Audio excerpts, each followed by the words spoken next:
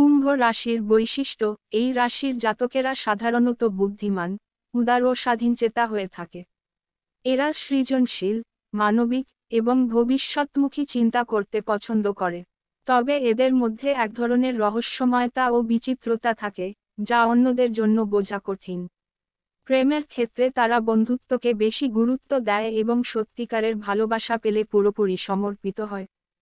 এক কুম্ভ রাশির জাতকের গল্প বলি আজ। অন্তহীন ভালোবাসা। কলকাতার আকাশটা আজ মেঘলা। পার্ক স্ট্রিটের এক নির্জন ক্যাফেতে বসে আছে নিলয়। হাতে একটা চিঠি, যা বহুবার পড়েও তার হৃদয়কে হালকা করতে পারেনি। নিলয়, আমি চলে যাচ্ছি।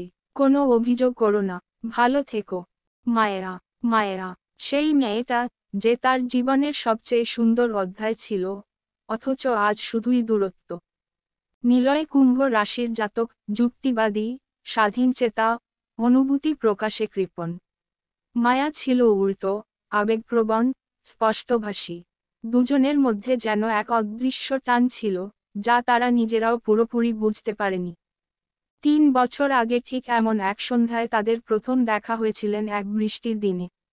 মায়া রাস্তোজ পড়ে গিয়েছিল, আর তার হাতে থাকা স্কেচগুলো উড়ে গিয়েছিল বাতাসে। নিলয় তখন ক্যামেরা হাতে দাঁড়িয়েছিল ফুটপাথে।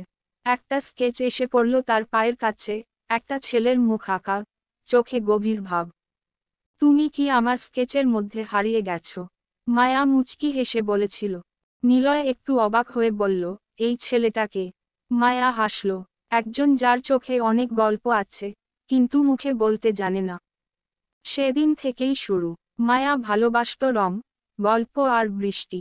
নিলয় ভালোবাসত যুক্তি, বাস্তবতা আর নক্ষত্র নিয়ে গবেষণা। দুজন দুই মেরুর মানুষ হয়েও একে অপরকে অসম্ভবভাবে আকৃষ্ট করেছিল। একদিন, এক চাঁদনি রাতে মায়া বলেছিল, নিলয়, তুমি কি আমাকে ভালোবাসো? নিলয় কিছুক্ষণ চুপ করেছিল। মায়া তার দিকে তাকিয়ে চোখের ভাষায় উত্তর চেয়েছিল। কিন্তু নিলয় কিছুই বলল না। মায়ার চোখের জল গড়িয়ে পড়ল। তুমি যদি আমাকে অনুভব করো, তবে আমাকে থামিয়ে দাও। না হলে আমি হারিয়ে যাব। নিলয় তখনও নিশ্চুপ। পরের দিন মায়া তাকে কোনো কথা না বলেই চলে গেল। নিলয় অনেকবার ফোন করেছিল, খুঁজেছিল, কিন্তু মায়া আর তার জীবনে ফিরে আসেনি। সময় কেটে গেল, শহর বদলালো, কিন্তু তার মনের ভেতর সেই শূন্যতা রয়ে গেল। একদিন সে জানতে পারল, মায়া নিউ ইয়র্কে আছে, কিন্তু অসুস্থ। তার হার্টের সমস্যা হয়েছে, সময় কম। নিলয় আর এক মুহূর্ত দেরি করল না। সবকিছু ফেলে নিউ ইয়র্কের উদ্দেশ্যে রওনা দিল।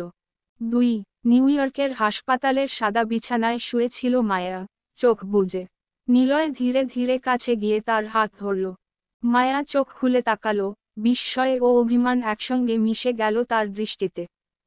তুমি এখানে? নিলয়ের গলা ধরে এলো। আমি দেরি করে ফেলেছি, তাই না?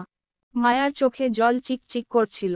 তুমি কখনো বলতে শেখনি, তাই আমি চলে গিয়েছিলাম। নিলয় এবার আর নিজেকে আটকালো না। আমি ভালোবাসি, মায়া।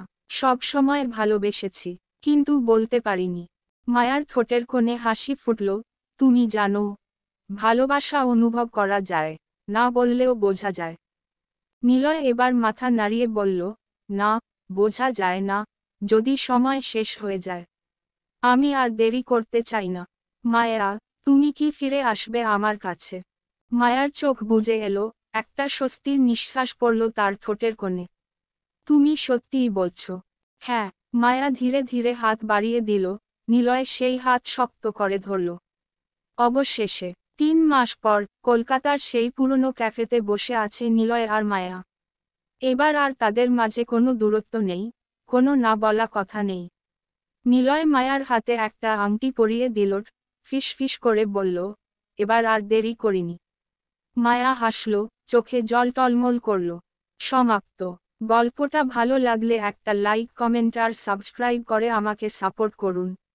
আর কী রকম গল্প চান সেটি কমেন্টে লিখে জানান।